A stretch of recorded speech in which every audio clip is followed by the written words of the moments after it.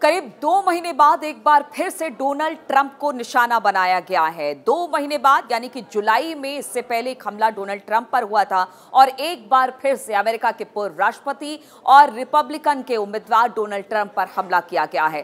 Golf खेलने के दौरान करीब 250 से 400 मीटर की दूरी पर उन पर हमला किया गया। बताया गया AK-47 से उन पर हमला किया गया। वो तो गनीमत रही कि वो बाल बाल बच गए। हालांकि बाद में जिसने हमला किया उसे पकड़ लिया गया कुछ ही घंटों में। जो अमेरिकन एजेंसी है उसने पकड़ लिया। लेकिन सवाल यही उठता है कि आखिर डोनाल्ड ट्रंप पर हमला क्यों किया गया, इसके पीछे की वजह क्या है। क्योंकि जुलाई में भी हमने देखा था जब वो अपनी एक रैली को संबोधित कर रहे थे, उसी दौरान उन पर हमला किया गया था। एक 20 साल के नौजवान ने उन पर हमला किया था। इस हमले में डोनाल्ड ट्रंप के कान को गोली छूती हुई निकल गई थी। ब्लीडिंग भी काफी ज्यादा हुई थी। इस दौरान एक व्यक्ति की मौत हो गई थी, 2 लोग घायल हुआ था।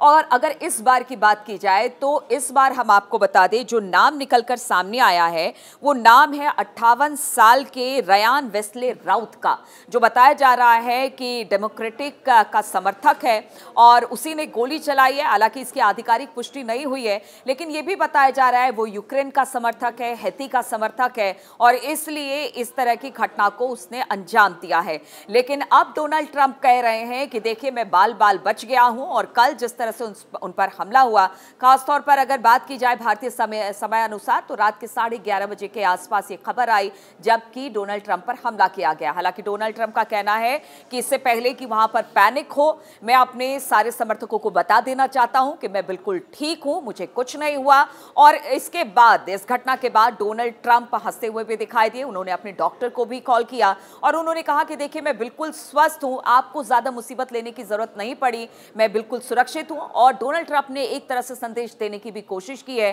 कि मुझे लोग कितना भी गिराने की कोशिश करें, मारने की कोशिश करें, लेकिन मैं अपने काम में अडिग हूं, मैं इसी तरह से डटा रहूंगा चाहे कुछ भी हो जाए। लेकिन सवाल बार बार यही है कि अब अमेरिकी चुनाव में बहुत कम वक्त रह गया है। नवंबर के महीने में चुनाव वहां पर होने हैं, इलेक्शन वहां पर होना है।